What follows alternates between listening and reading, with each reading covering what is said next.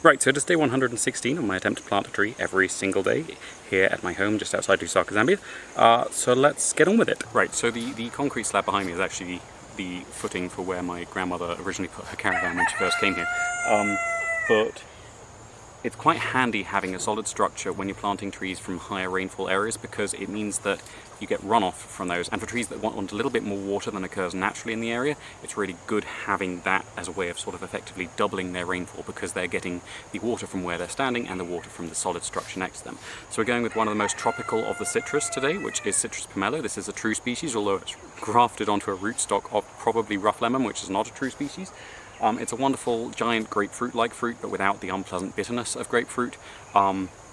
Really productive bearers once they get to a bearing size. They can damage themselves because the fruit is the largest citrus as far as I know, and it is very heavy in some cases. I think it gets up to 8 kilos, which is about 16 pounds, I think.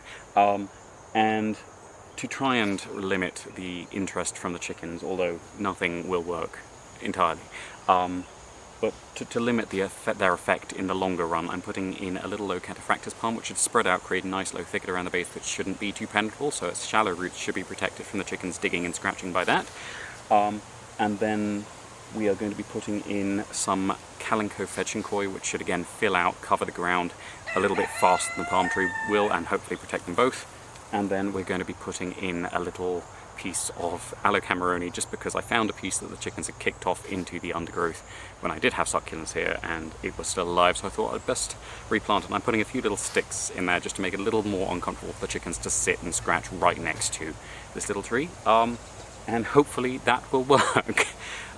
Right, so that should be everything for today. Thank you very much for watching. I hope you enjoyed it. If you didn't enjoy it, thank you for watching to this point anyway. Well done, I guess. And if you did enjoy it, please tune in again tomorrow, because I will be planting something else.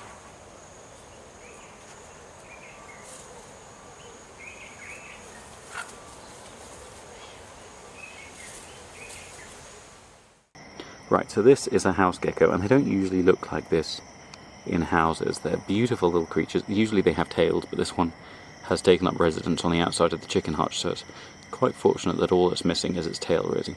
But usually when they're indoors, they'll be a very pale, dull, pinkish colour. I'll probably pop up a picture of that. But when they are outdoors, they get these wonderful dark mottled colouring. Sometimes you get them plain brown, sometimes you get them with sort of dark banding like you have here.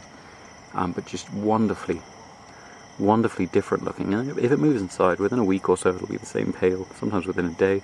And if the inside ones move out, it's usually within the day they gain a little bit more in the way of colouring. It's just a cellular response, I think. But unlike the little dwarf gecko we saw the other day, it is very much a night-active animal. And as with most night-active reptiles, you will see it has a vertical slit-shaped pupil, which is a fantastic way of being able to expand and contract much, much better for different light levels than if it had a round pupil like the dwarf gecko does.